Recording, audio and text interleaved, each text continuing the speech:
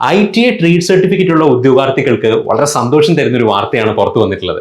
ഇനി മുതൽ നമ്മുടെ കേരള സ്റ്റേറ്റ് ഇലക്ട്രിസിറ്റി ബോർഡിൽ, അതായത് KSEBയിൽ ഇലക്ട്രിസിറ്റി വർക്കർ അഥവാ മസ്ദൂർ തസ്തികയിലേക്ക് അപ്ലൈ ചെയ്യാനുള്ള അടിസ്ഥാന യോഗ്യത എന്ന് പറയുന്നത് 10ാം ക്ലാസ് പാസ്സാവുകയും അതിനോടൊപ്പം തന്നെ 2 വർഷത്തെ ITA ട്രേഡ് സർട്ടിഫിക്കറ്റും ഉണ്ടാവണം. അതായത് 2 വർഷത്തെ ഇലക്ട്രീഷ്യൻ അഥവാ വയർമാൻ ട്രേഡിലുള്ള ITA സർട്ടിഫിക്കറ്റ് ആണ് വേണ്ടത്. ശാരീരിക മാനദണ്ഡങ്ങൾ മീറ്റ് ചെയ്യുന്ന പുരുഷന്മാർക്കും വനിതകൾക്കും ഈ പോസ്റ്റിലേക്ക് അപ്ലൈ ചെയ്യാവുന്നതാണ്. ഒപ്പം ഇപ്പോൾ നിലവിലുള്ള മസ്ദൂർ തസ്തികയുടെ വേക്കൻസികൾ PSCക്ക് റിപ്പോർട്ട് ചെയ്യാനും KSEB ബോർഡ് യോഗം തീരുമാനിച്ചിട്ടുണ്ട്.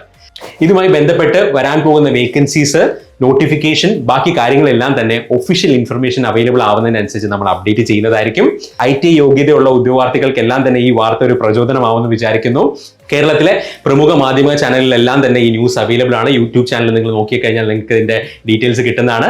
അപ്പോൾ ഇതുമായി ബന്ധപ്പെട്ട മറ്റ് ഒഫീഷ്യൽ അപ്ഡേറ്റ്സ് ലഭിക്കുന്നതനുസരിച്ച് നമ്മളുടെ ചാനലിൽ അപ്ഡേറ്റ് ആവുന്നതായിരിക്കും. Thanks a lot for watching. Stay tuned.